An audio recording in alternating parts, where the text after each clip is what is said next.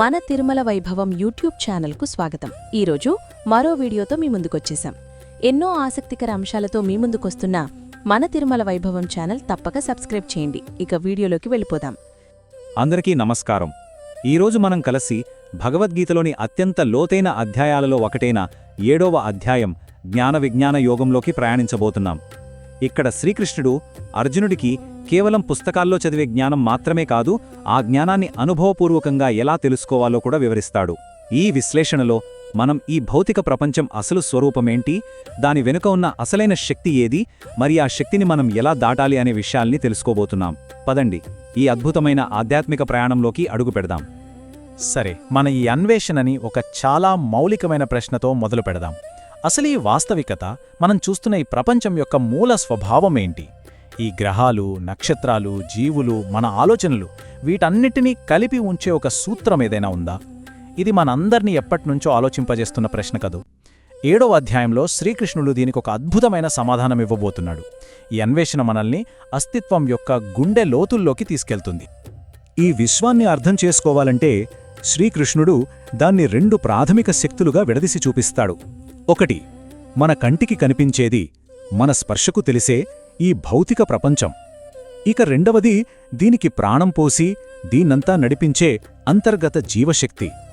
ఈ రెండింటి మధ్య ఉన్న సంబంధాన్ని అర్థం చేసుకోవడమే ఈ అధ్యాయాన్ని అర్థం చేసుకోవడంలో మొదటి మెట్టు.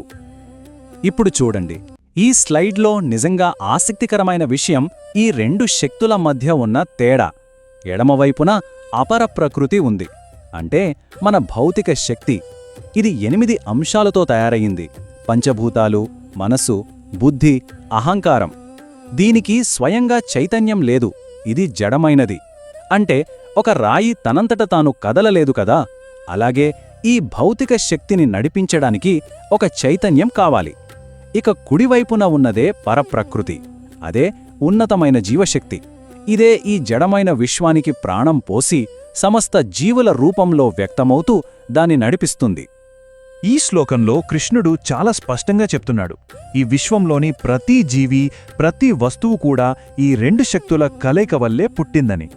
జడమైన పదార్థం, చైతన్యవంతమైన జీవశక్తి కలిస్తేనే సృష్టి సాధ్యం.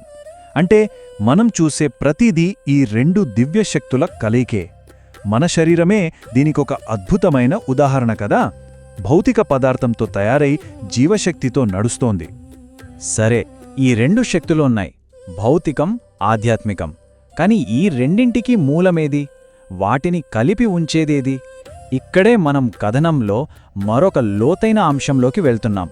ఆ కనిపించని, అన్నింటినీ ఏకం చేసే ఆ సూత్రం గురించి ఇప్పుడు తెలుసుకుందాం. అబ్బా, ఆలోచించండి, ఎంత అద్భుతమైన రూపకమిది! భగవంతుడు తనని తాను ఒక దారంతో పోల్చుకుంటున్నాడు.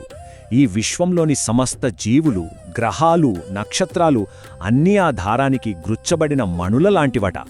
చూడటానికి మణులు వేరువేరుగా, విడివిడిగా కనిపిస్తాయి, కాని వాటిని కలిపి ఉంచేది ఆ కనిపించని దారమే.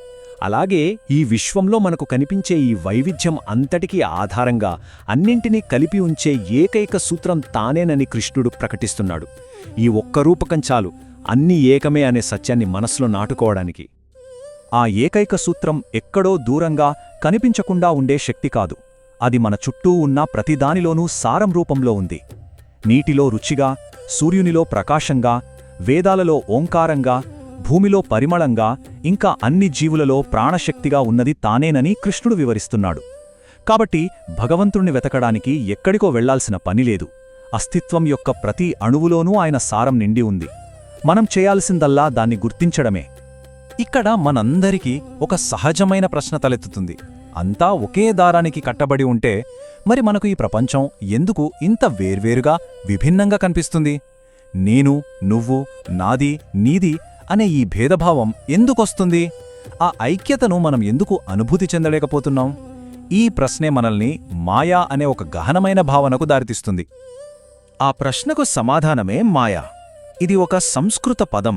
దీన్ని మనం తరచుగా భ్రమ అనుకుంటాం, కాని దాని అర్థం అంతకంటే చాలా లోతైనది.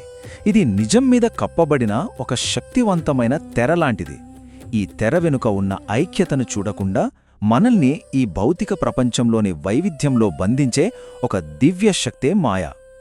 కాబట్టి ఇక్కడ మనం గుర్తుంచుకోవాల్సిన కీలకమైన విషయమేంటంటే మాయా అంటే ఉనికిలో లేనిది కాదు, అది కేవలం మన అజ్ఞానం వల్ల కలిగే భ్రమ కాదు. గీత ప్రకారం మాయ భగవంతుని యొక్క నిజమైన శక్తివంతమైన బాహ్యశక్తి. ప్రకృతి యొక్క 3 గుణాలైన సత్వ, రజో, తమో గుణాలతో ఇది పనిచేస్తుంది. ఈ శక్తి ఒక దివ్య లీలలో భాగంగా మనల్ని ఈ భౌతిక ప్రపంచంలో ముంచివేసి తాత్కాలికమైన విషయాలనే సత్యమని నమ్మించగలదు. ఈ శ్లోకం ఆ విషయాన్ని మరింత స్పష్టం చేస్తుంది. మాయ యొక్క ఈ 3 గుణాల ప్రభావం వల్ల ప్రపంచం మొత్తం ఒక నాటకంలో పాత్రధారుల్లా ఉంది. ఈ భౌతిక ప్రపంచం యొక్క ఆటూపోట్లలో చిక్కుకుని దాని వెనక ఉన్న శాశ్వతమైన మార్పులేని పరమాత్మను గుర్తించలేకపోతోంది.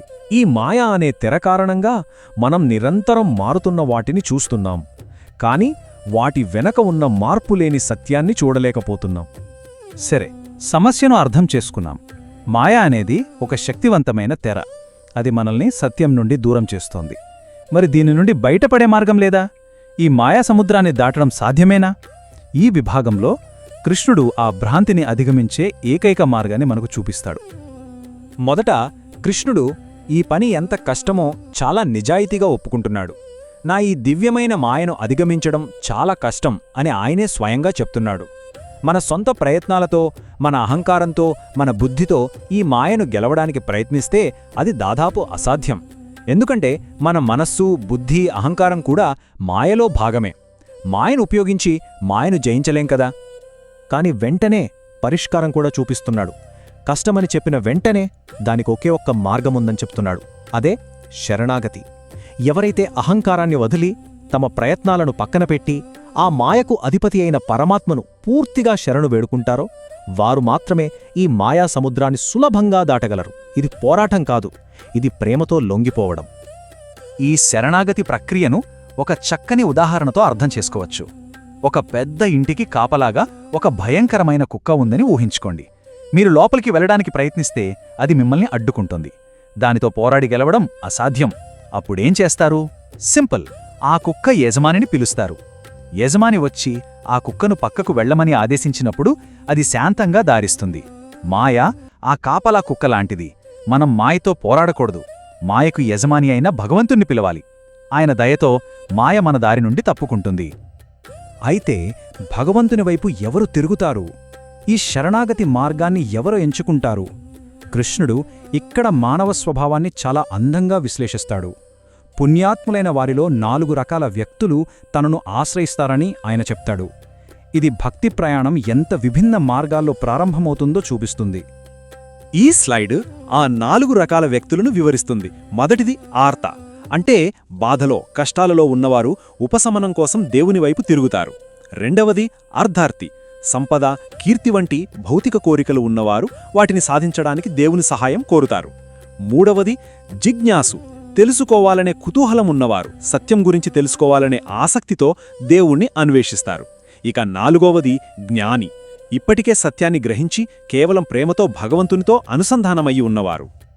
ఇక్కడ అత్యంత ముఖ్యమైన విషయమేమిటంటే కృష్ణుడు ఈ నలుగురిని సుకృత్యనో అంటే పుణ్యాత్ములు, గొప్పవారు అని పిలుస్తాడు.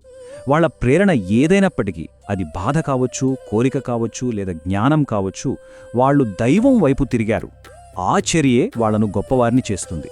కాబట్టి ఆధ్యాత్మిక ప్రయాణం ఎక్కడ్నుండైనా మొదలవచ్చు.